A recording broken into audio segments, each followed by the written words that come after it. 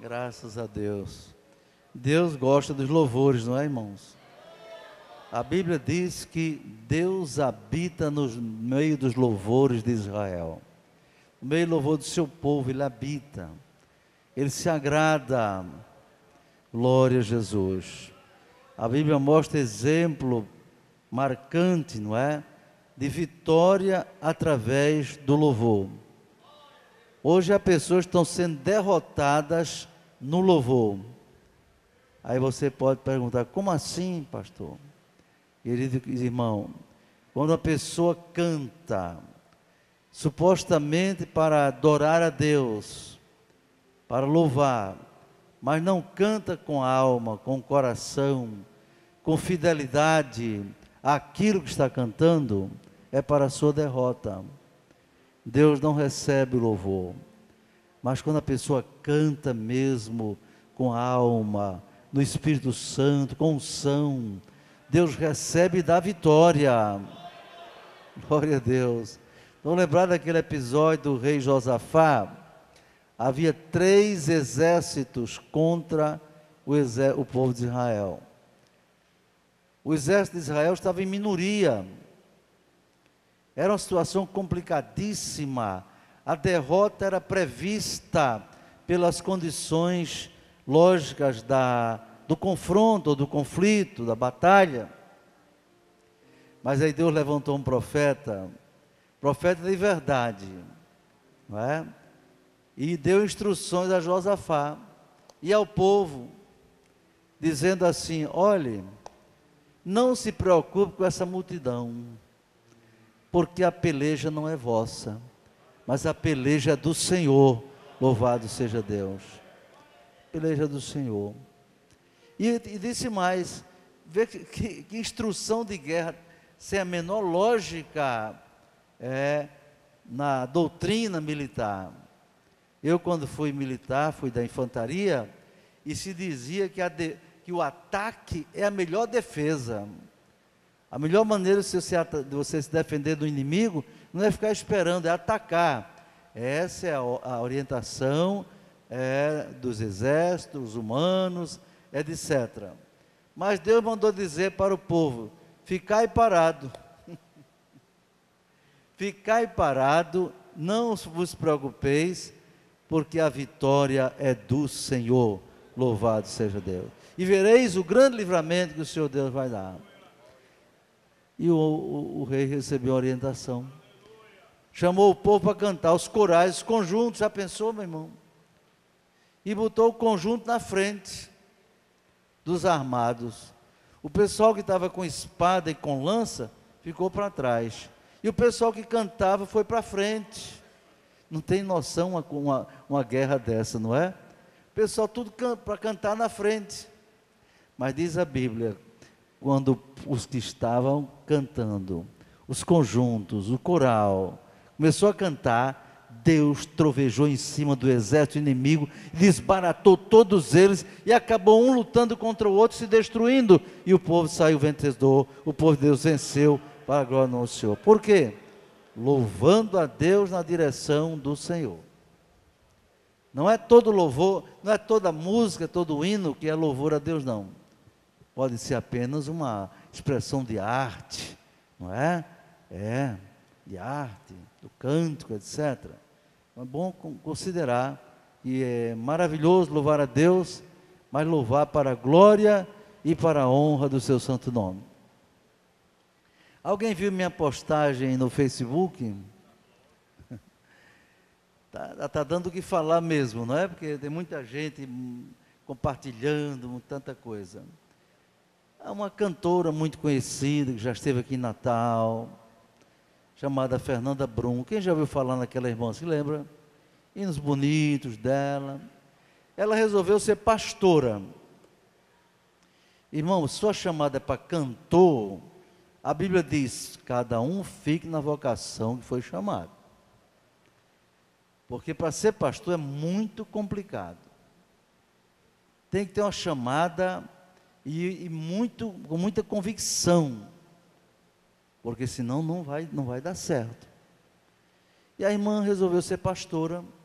Não sei quem consagrou ela, vou julgar, e abriu um ministério, uma igreja para ela. E para mostrar que a igreja dela veio com outra visão, pós-moderna, avançada, resolveu levar a sua igreja formando um bloco do carnaval gospel. O nome do bloco é Cheio de Amor. Pronto. E aí, já botou o bloco na rua. Bloco de crente, pessoal pulando, dançando, rebolando, aquela coisa toda. Então eu fiz uma postagem dizendo que aquilo não convém. Não convém por quê, irmão? Em Recife tem um bloco também. No outro lugar tem um bloco Boca do Leão. Seria aquele leão de Judá.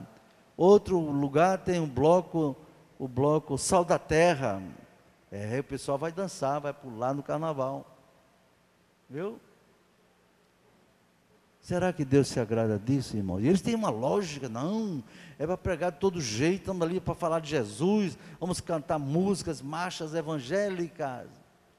Mas eu coloquei no meu Face, na minha postagem, a grande mensagem do bloco gospel carnaval é tão bom que até os crentes estão dançando. Essa é a mensagem. O carnaval não tem nada errado, nós estamos aqui. Mas não muita pessoa aceita Jesus como Salvador. Deus abençoe que alguém aceite mesmo. Mas, irmão, carnaval é libertinagem, carnaval é droga, carnaval é sexo, carnaval é depravação, meu irmão. Não é ambiente para crente, não. Tem gente que diz, não tem nada demais, não. Vale tudo. Não, não é assim, não. Isso é evangelho maquiavélico. O evangelho que diz que qualquer coisa para Deus serve, se é para pregar o evangelho, pode fazer tudo. Cuidado. Não, senhor.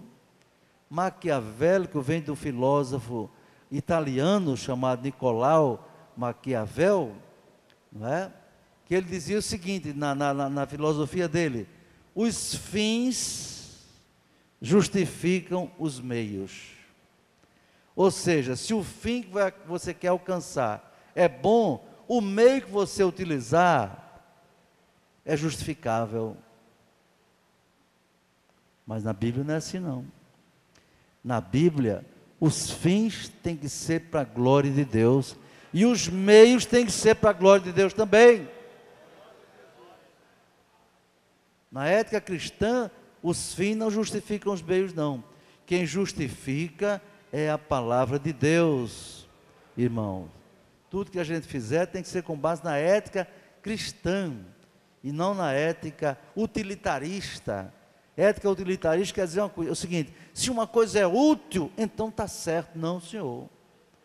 Pode ser útil, pode ser bom, né? Pode ser interessante, mas precisa saber se é de acordo com a palavra de Deus. Tem uma seita aí, que mudou de nome para enganar melhor a quem não conhece.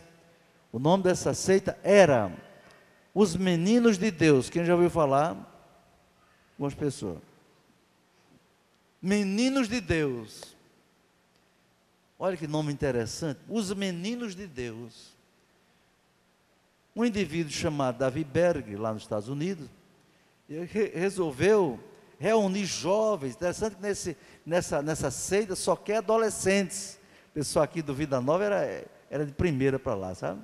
É só adolescente, jovem, bem novinho e tal, nessa seita dos Meninos de Deus. Viu? Agora, sabe qual era a filosofia deles?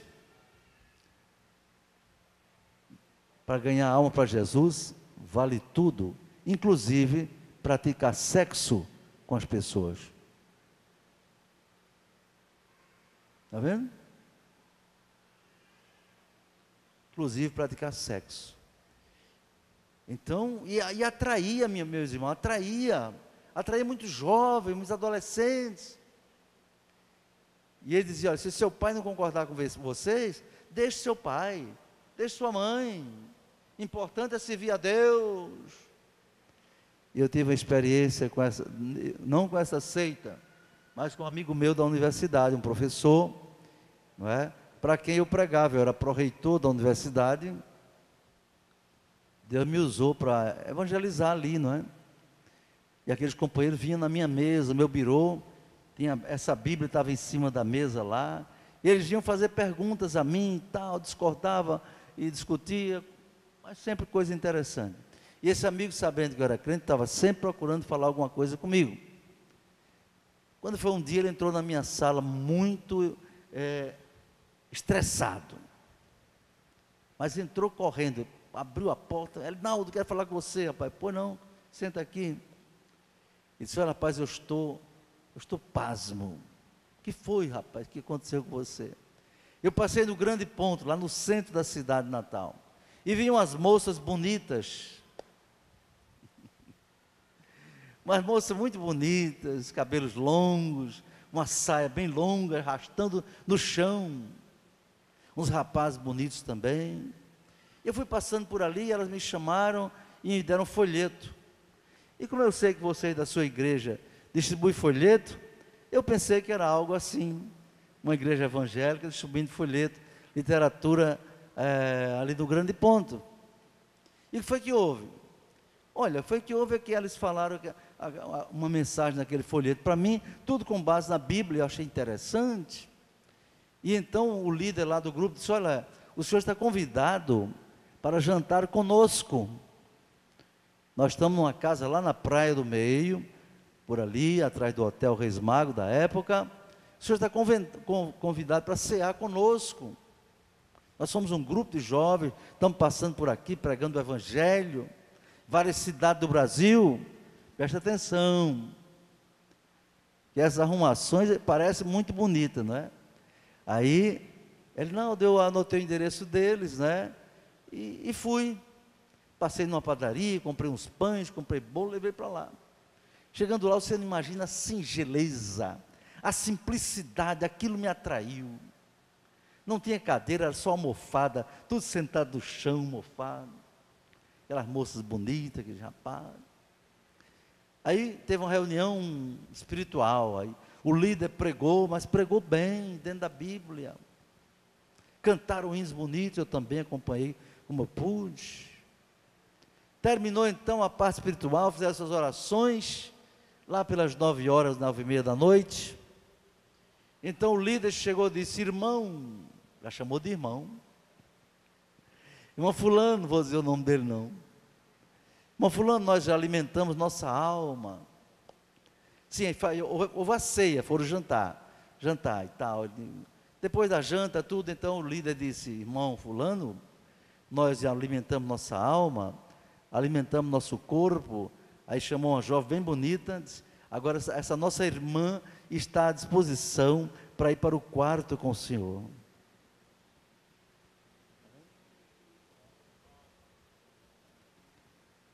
Para ir dormir com o senhor. Ele disse: Arnaldo, você me conhece. Eu conhecia bem. Era um homem mulherengo, casado, mas andava com mulheres. Você sabe como eu sou. Mas, rapaz, não tive estímulo nenhum.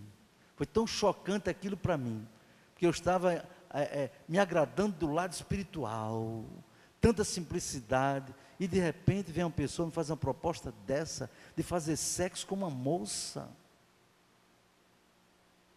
Eu agradeci, Arnaldo, pode acreditar. Eu disse: muito obrigado, não tenho condição, e foi embora. E aí ele trouxe os folhetos dele, e eu vi as orientações para ganhar, as moças ganharem os rapazes ou homens com sexo, os rapazes ganharem as mulheres com sexo. Então o Evangelho de Jesus, os fins não justificam os meios não. Os meios para se evangelizar têm que ser lícitos, têm que ser convenientes, têm que ser santos, têm que glorificar a Deus, meu irmão, tem que glorificar a Deus. Mas tem gente que fica: não, os argumentos lógicos não estão pregando também. Cuidado. Eu orientei: quer pregar o Evangelho? Bota uma barraca lá perto do carnaval, leve Bíblia para lá, leve folheto, distribua e combata o pecado. Aí sim você está pregando para os foliões. Como um homem lá nos Estados Unidos, estão lembrados daquele grande festival que houve o ano passado, não é? De música country e tal, um festival tremendo, né? De terroristas, um terrorista matou um bocado de gente lá. Tinha um pregador, não sei se você viu na internet, um pregador solitário com a Bíblia na mão. Olha, era um festival country. Aquele irmão podia ter, uma igreja podia ter arranjado um grupo para ir cantar música country lá, mas não. Aquele homem de Deus foi com sua Bíblia, o povo ia passando, ele pregando: arrependei-vos e creio no Evangelho, Jesus quer salvar você. E teve um camarada que foi lá bater nele, outro jogava pornografia, você não presta e tal.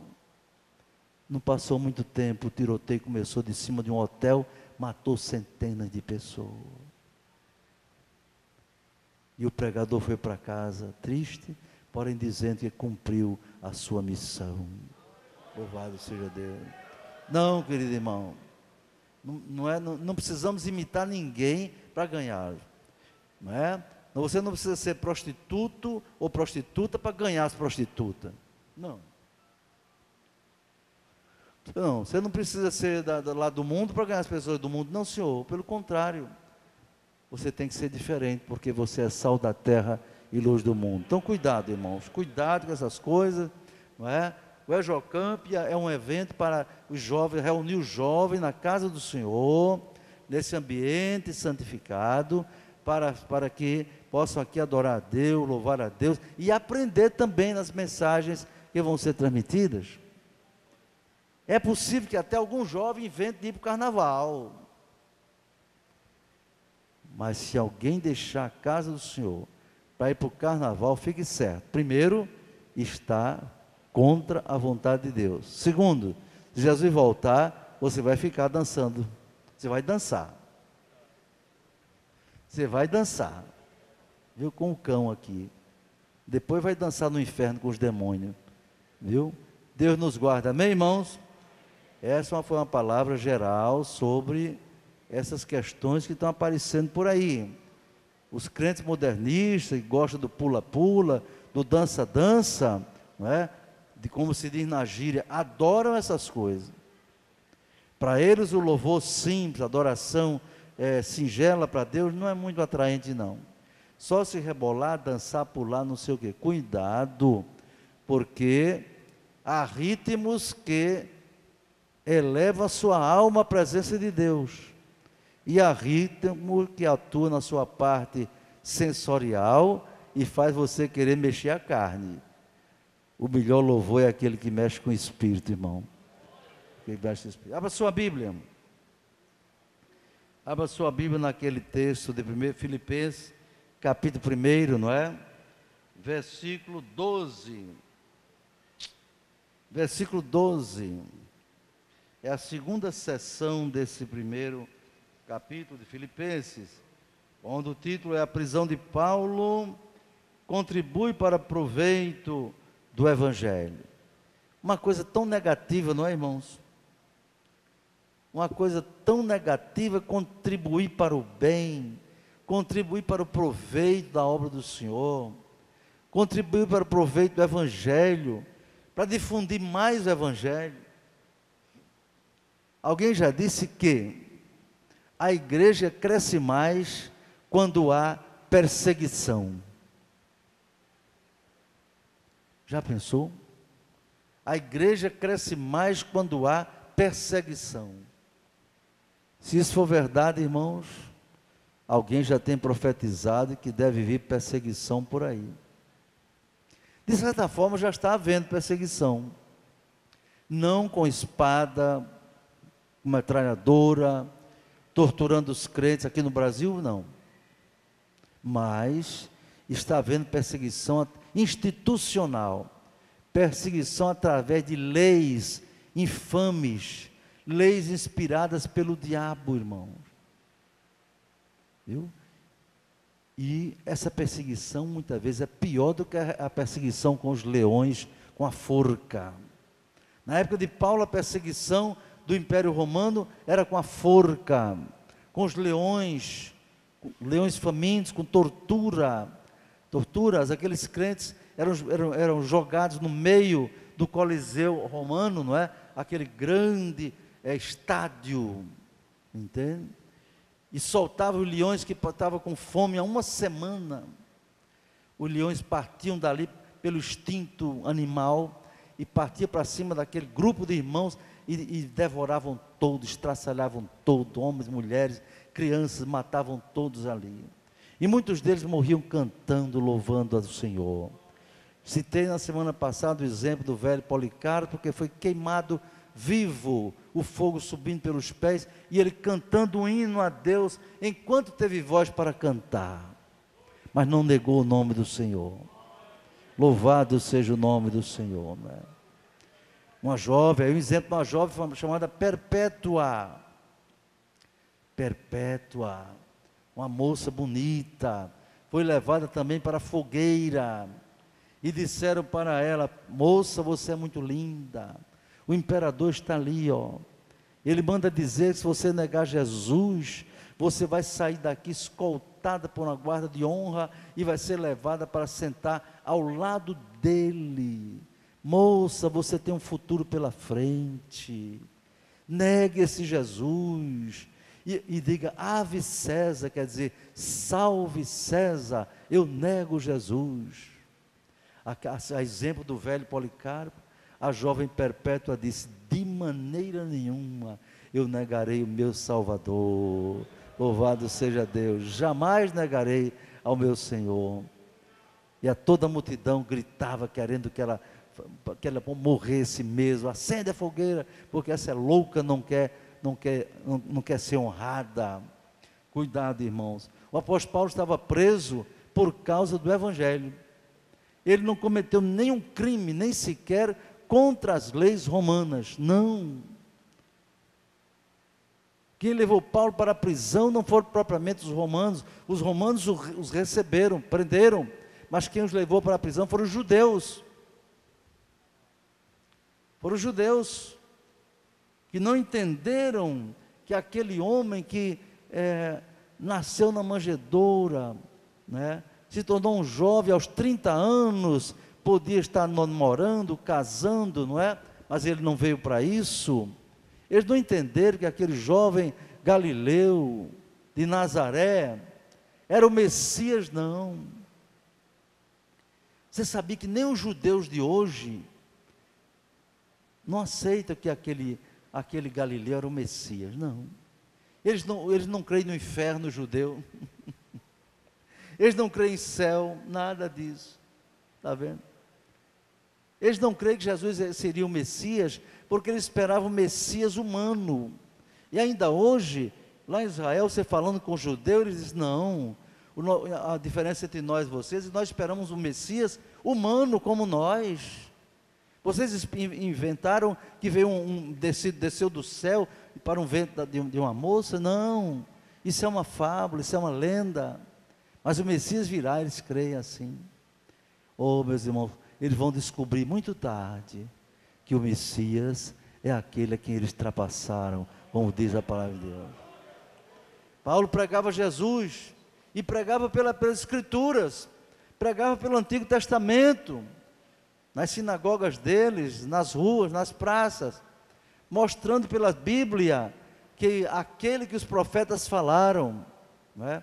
Que Deus falara, que Moisés falou, aquele de que eles falavam que haveria surgir um profeta semelhante a ele e tal, que nasceria de uma virgem, o profeta disse isso em Belém de Judá, era aquele Jesus a quem eles crucificaram. Mas eles quiseram foi apedrejar Paulo por isso, quiseram matar Paulo, não é verdade? Então, por causa dessas coisas, por causa daquela situação, daquela moça, não é? Paulo foi preso em Filipos, depois foi para Roma, e em Roma ficou preso injustamente. Quem lê o livro de Atos dos Apóstolos agora, na nossa leitura diária, dos grupos de leitura de amigos da Bíblia, né? Deve ter lido o livro do Atos dos Apóstolos com muito cuidado, e viram como Paulo foi jogado. Eles queriam matar Paulo de todo jeito, né? Queria acabar com ele. Então a polícia chegou, não é? E livrou Paulo da morte dos judeus, não é verdade? E então ele foi preso pelo tribuno e levado para Cesareia. Em Cesareia, então, ele passou 2 anos para ser julgado. E passou perante Festo, né? Perante Agripa, etc. O próprio rei Agripa e o Festo disseram: olha, se esse homem não tivesse apelado para César, nós podíamos soltar ele. Agora veja os planos de Deus na vida de Paulo. Ele tinha que pregar em Roma, irmãos. Se ele tivesse sido solto em Cesareia, ele não teria escrito a carta que ele escreveu dessa forma, não é? Quando ele estava preso em Éfeso, não. Ele escreveu aos Romanos, carta aos Romanos, entendeu, irmãos? Então Deus tem plano na vida de uma pessoa. Se você deixar Deus guiar a sua vida, os seus planos, lhe orientar pelo Espírito Santo, você vai ver coisas estranhas, muitas vezes você não entende porque está acontecendo aquilo, mas depois lá na frente você vai dizer: ah, Senhor, agora eu estou compreendendo, porque Tu permitiste aquilo na minha vida. Às vezes coisas tão ruins. A prisão de Paulo era uma coisa ruim, mas qual era a visão de Paulo? Era decepcionado, era revoltado com Deus. Como é que Deus deixa eu vir para a prisão? Deixei tudo. Eu era um fariseu, não é? Zeloso da lei, deixei tudo quando Jesus me apareceu, e agora estou nessa situação. Não, Paulo não reclamava. Olha o que Paulo dizia: de maneira que, e quero, irmãos, que saibais que as coisas que me aconteceram contribuíram para maior proveito do Evangelho. Ou seja, vê o positivo na adversidade, vê uma lição positiva, não é? Numa situação tão negativa como essa, não é verdade? E ele continua dizendo: de maneira que as minhas prisões em Cristo foram manifestas por toda a guarda pretoriana e por todos os demais lugares. Se Paulo não tivesse sido preso, a sua mensagem não chegaria a lugares tão distantes. Não é bom ser preso, nem devemos desejar isso. Mas Deus usou, como disse o próprio Paulo, Deus usa as coisas que não são para confundir as que são. Então agora Paulo entende que por causa das prisões dele, o Evangelho foi mais longe. Dali da prisão ele escreveu cartas, e cartas muito inspiradas por Deus, não é? A guarda pretoriana era a guarda imperial, era a guarda que dava proteção. A sua finalidade principal era em torno de 10.000 soldados. A finalidade da guarda pretoriana era dar proteção ao imperador, onde que ele se deslocasse, em Roma ou no império, em qualquer lugar. Pois bem, Paulo estava guardado por soldados da guarda pretoriana, da guarda do imperador. E olha o que ele diz: as minhas prisões foram manifestas por toda a guarda pretoriana e por todos os demais lugares. Sabe o que ele está querendo dizer? Os soldados se revezavam, não é? A patrulha que ficava tomando conta dele se revezava, não eram os mesmos soldados. Num dia eram tantos soldados, no outro dia outro dia outro, e assim, cada dia era um grupo de soldados diferentes. E Paulo aproveitava na prisão a pregar o Evangelho aos guardas pretorianos. E ele diz: toda a guarda pretoriana ouviu o Evangelho. Como é que iam poder pregar? Como é que alguém ia pregar a guarda pretoriana se não tivesse a guarda junto deles? Imagina um pregador chegar diante do palácio lá do imperador e dizer: olha, eu vim aqui pregar para a guarda pretoriana. Ele ia ser morto. No entanto, a guarda pretoriana tinha que tomar conta dele, porque era a ordem do império tomar conta daquele preso que veio de Cesareia, não é? De Filipos. Para quê? Por causa de uma confusão, e que era acusado de sedição, de confusão, de pregar coisa que não era conveniente. Foi tão complicado aquilo que o rei disse assim: olha, o Festo disse, o Agripa disse, tem que ter alguma coisa para acusar esse homem. Depois que aquele rei ouviu Paulo, né, o Festo disse assim: Paulo, as muitas letras te fazem delirar. O rei disse assim: Paulo, por pouco você não me convence de ser cristão. A mensagem foi muito eloquente. Quando queria soltar, não pôde soltar, porque Paulo disse: eu apelo para César. Eu não cometi crime algum, nem contra a lei dos judeus, nem contra a lei dos romanos. Então, eu apelo para César. Aí, por isso, ele foi obrigado a ser levado para Roma. Mas veja o propósito de Deus. Se não fosse levado para Roma, não pregaria a guarda pretoriana, talvez não tivesse escrito todas aquelas cartas da prisão. Deus trabalha de maneira estranha, muitas vezes, na nossa vida, irmão. Então, temos que ter muito discernimento da vontade de Deus na nossa vida. E ele, além de dizer que a palavra se espalhou por causa da sua prisão, aí diz assim: e muitos irmãos no Senhor, tomando ânimo com as minhas prisões, ousam falar a palavra mais confiadamente e sem temor. Aqueles irmãos diziam assim: olha, se o nosso pastor Paulo está preso aí, está pregando o evangelho com tanta ousadia, e nós que estamos soltos, nós que estamos livres, não podemos nos calar, temos que falar com ousadia também. Louvado seja o nome do Senhor. Deus precisa, irmão, de pessoas que se disponham a cumprir a sua missão como testemunha. Testemunha de Cristo não é só o pregador, o evangelista itinerante, o pastor, o presbítero, o diácono. Não, meus irmãos. Testemunha é todo aquele que se dispõe a dizer o que Deus fez na sua vida. É aquele que se dispõe a dizer quem é Jesus. Quem é Jesus? A quem Deus vai usar para transmitir a sua vontade para as pessoas no mundo, no século 21, meus irmãos? Sabe quem é que Deus quer usar? Essas meninas, lá nas escolas delas. Esses rapazes nas suas escolas. Os irmãos no seu lugar de trabalho, nos quartéis, na universidade. Na universidade eu fiz parte da ABU, Aliança Bíblica Universitária, que fazia reuniões na universidade. E eu próprio na universidade, meus irmãos, distribuí Novo Testamento para toda a universidade. Se eu não fosse pró-reitor da Universidade Federal do Rio Grande do Norte, eu não tinha tido essa oportunidade. Não tinha. Duvido que alguém chegue lá e vá falar com o reitor: eu quero distribuir para toda a universidade. Ele não vai permitir. Eu era Gideão, não é? Mas os Gideões só entraram na universidade porque Deus me colocou ali, com a liberdade que eles tiveram, não é? De ir em todos os lugares. Nós começamos distribuindo o Novo Testamento ao próprio reitor da universidade, em toda a reitoria. Depois fomos para os centros acadêmicos, para o centro biomédico, para os hospitais, para todo lugar.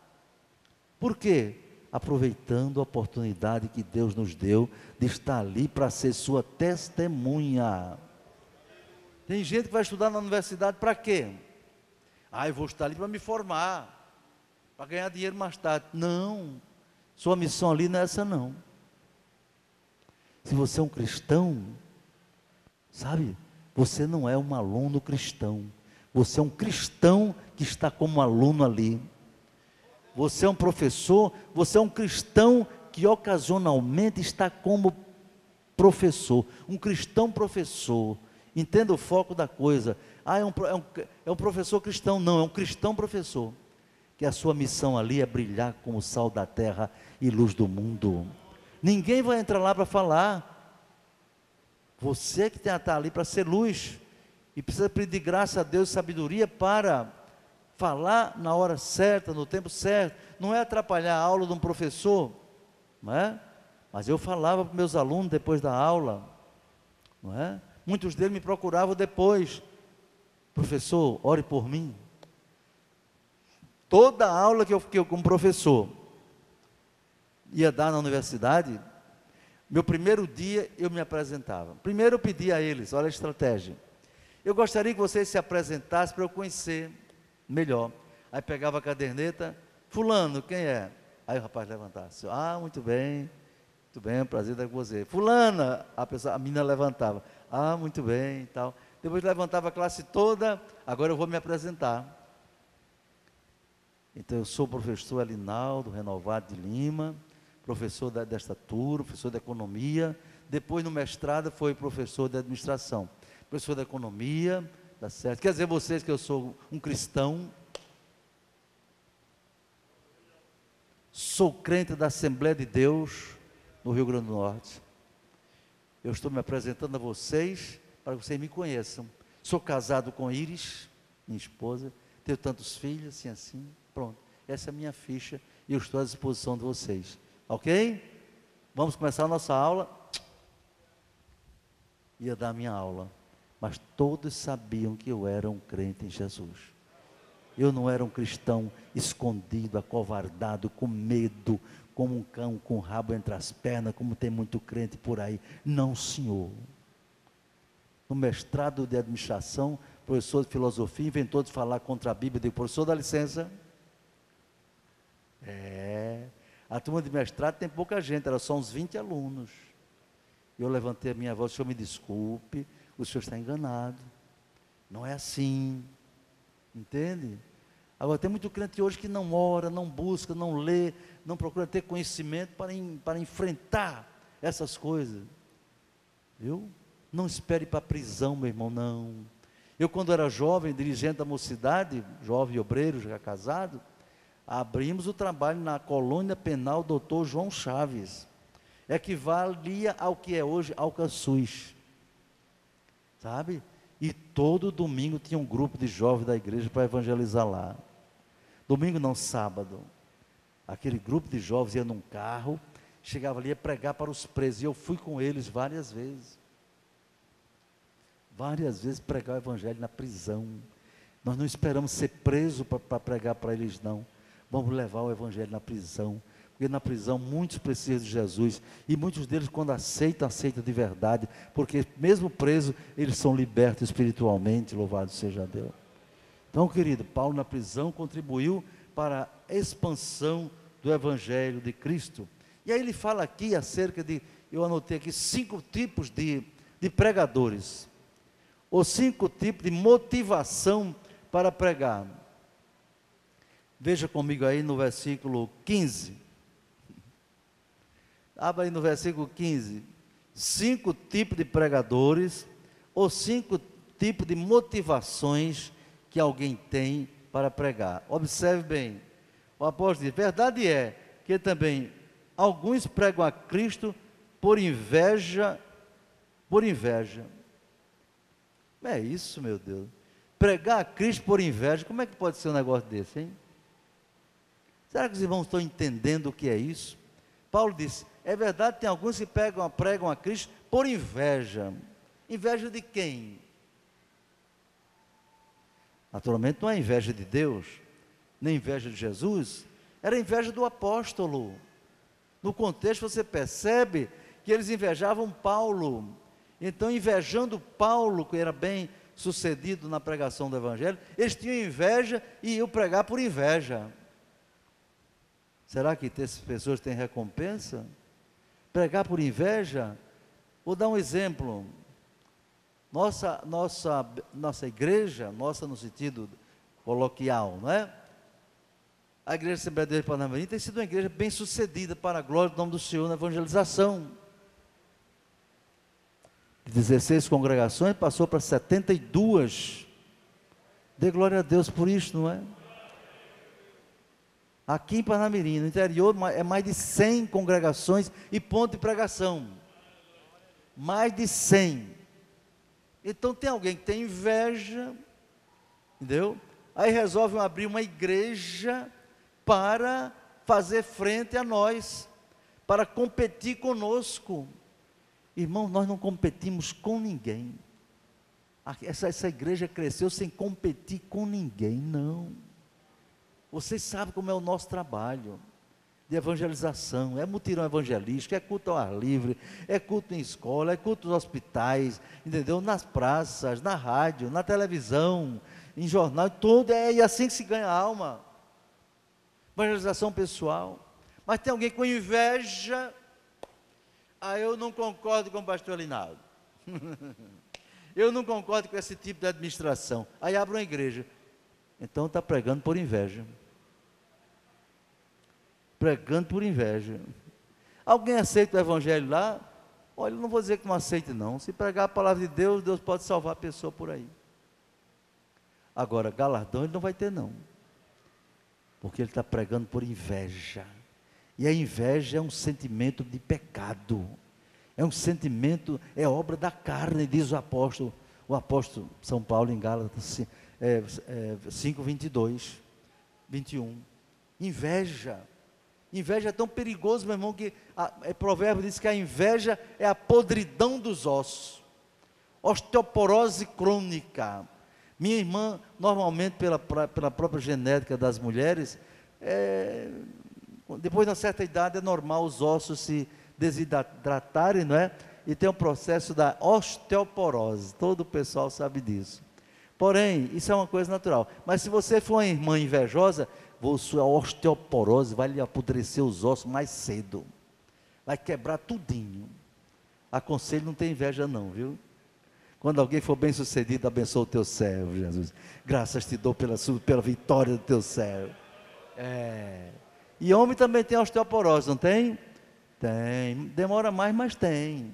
Agora, você quer vir apressar a osteoporose? Seja invejoso, meu irmão. Venha com inveja, você vai apodrecer os ossos. Não, senhor, não inveja ninguém. Não há razão para o crente estar invejando ninguém. O crente deve dar graças a Deus por tudo, pelo que ele é, pelo que tem, sem se comparar a ninguém.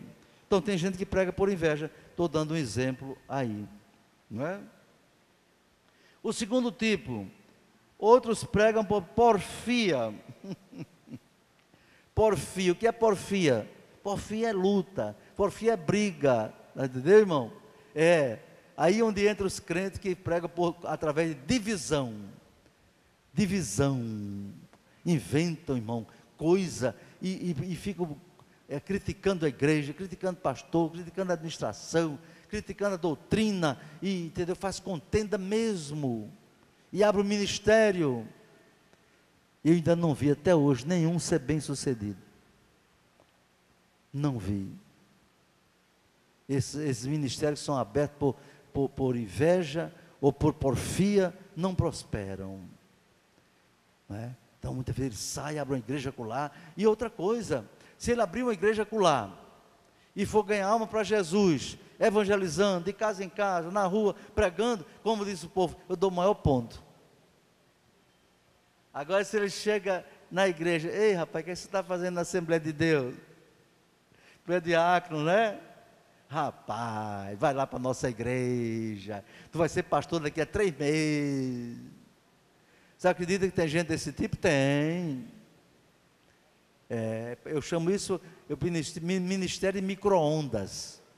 O camarada entra um diácono, botou no micro-ondas, já sai um pastor. Não, irmão. Deus não se agrada desse negócio não, viu? De micro-ondas não. O crente tem que ser queimado no fogo da tribulação, entendeu? E na chama do Espírito, devagarzinho, no fogo lento, porque no fim ele fica no ponto da vontade de Deus, para ser usado por Deus, não é? Então, por inveja, por porfia, o outro tipo, né? Mas outros de boa mente. Esse de boa mente não quer dizer propriamente que ele está na vontade de Deus, não. São aquelas pessoas que querem ser pregador, abrir uma igreja de boa mente, quer dizer, ele acha que é bom e tal, é interessante, boa mente, mas não tem chamado de Deus. Esse tipo de crente aqui, de boa mente, ele quer ganhar almas, mas ele é de boa mente, ele não tem chamado. Ele não tem chamado, a tônica é essa aqui, ele não tem chamado, mas de boa mente, ele raciocina, rapaz, é bom ganhar alma para Jesus, e ele abre uma igreja, né? Se ele se colocar com misericórdia na vontade de Deus, Deus pode abençoar e transformar ele num outro tipo de pregador, que a gente vai ver. Mas se for só por boa mente, por raciocínio, por achar que é bom, não dá certo não. Entendeu? O outro tipo, uns por amor. Olha aqui um tipo interessante. Uns pregam o evangelho por amor, sabendo que fui posto para a defesa do evangelho. Essa turma, tudo é em torno da inveja de Paulo. Agora aqui está dizendo um tipo que, por amor, eles pregam o evangelho. Por amor como? Por amor a Deus, por amor ao evangelho, por amor a Paulo, por amor ao pastor, o seu pastor. Eles pregam o evangelho por amor. Não é por dinheiro, não é por torpe ganância. A Bíblia qualifica um certo tipo de obreiro fraudulento de torpe ganância. Obreiro fraudulento de torpe ganância. Fraudulento quer dizer um ministério com fraude, com engano, com mentira, conversa fiada. E torpe ganância é aquela igreja que você vê na televisão, e venha passar no sal, não sei o quê, mas aqui tem água do Rio Jordão, pedra do Monte Carmelo, não sei o quê, folha de oliveira de Jerusalém, e os pobres coitadinhos vão para lá comprar, viu? Aí tem uns outros mais diabólicos ainda. Eu vi na internet o camarada com um bocado de vassoura, vendendo a vassoura ungida, cada vassoura por R$100. Você passar essa vassoura na sua casa, afasta todo o mal. Você está vendo logo que é fraude, meu irmão, é mentira, conversa fiada. Me dá pena aquele povo que aceita isso. R$100 uma vassoura. Ele comprou por 5, por 10, sei lá, e vende por 100. Outro botou lá umas lâmpadas fluorescentes, né? Aqui a lâmpada ungida, irmão. Essa lâmpada custa R$100. Você bota essa lâmpada na sua casa, vai desaparecer todo o mal. Onde é que já se viu? Demônio não sai com lâmpada fluorescente, não, irmão. Demônio não sai com vassoura. O que expulsa demônio é o sangue de Jesus, é o nome de Jesus. Então tem esse tipo de gente por aí, coitado, eu tenho pena daquela gente, irmão. E aí diz assim, mas outros, na verdade, anunciam a Cristo por contenção, por contenda. É aquele tipo de porfia. Outros anunciam a Cristo por contenda, é contendendo com a igreja, é contendendo com outra, é jogando pedra num pastor, é jogando noutra. Cuidado, irmão, isso não é cristianismo não, isso é mercantilismo, entende? Aí o apóstolo Paulo diz, mas que importa, contanto que Cristo seja anunciado de toda maneira, ou com fingimento, ou em verdade, me regozijo e me regozijarei, porque sei que disto resultará salvação, me resultará salvação pelo socorro do Espírito e pela oração, não é verdade? Então ele não está querendo dizer que aprova essa gente que prega por contenda, não. Ele está dizendo, não me preocupo com isso, estão pregando com contenda comigo, com inveja de mim, porfia, etc., né? Mas disso dizer, vai me resultar salvação pela vossa oração e pelo socorro do Espírito Santo. Duas coisas importantes para o crente ser vitorioso: a oração e o socorro do Espírito Santo. Não existe crente que possa vencer se ele não ora, irmão. É impossível vencer sem orar. Não existe. A oração é um recurso espiritual de grande valor. Tanto que Jesus disse, vigiai e orai. Para quê? Para não cair em tentação. Para o crente não cair em tentação, tem que orar, tem que jejuar. Tem várias armas para o crente vencer o mal. A oração, o jejum, o que mais? A palavra de Deus, que é a espada do Espírito. Você bota o demônio para correr com a palavra, é dizendo, está escrito. O diabo tem medo dessa palavra, está escrito. Meu irmão, você não queira saber como os gays ficaram furiosos comigo, porque eu citei a palavra de Deus. Eu citei a palavra de Deus no Facebook, coloquei, está escrito. Aí coloquei só os versículos que falam contra a prática da homossexualidade. Eles ficaram furiosos, viu? Furiosos mesmo, palavrões, coisas terríveis. Tive que ir bloqueando um por um e bloqueei mais de 300. Mas sabe, eu dizia para eles, a ira de vocês não é contra mim. Vocês estão enganados. Eu apenas citei a palavra de Deus. Releiam. Está escrito. Eles têm um ódio. O diabo tem ódio dessa palavra, está escrito. Mas foi assim que Jesus botou o diabo para correr lá no monte da tentação. Cada vez que ele tentava, Jesus dizia: está escrito, Satanás. E terminou dizendo: vai-te, Satanás, ao Senhor teu Deus adorarás, porque está escrito: ao Senhor teu Deus adorarás e só a Ele servirás. Glória a Deus.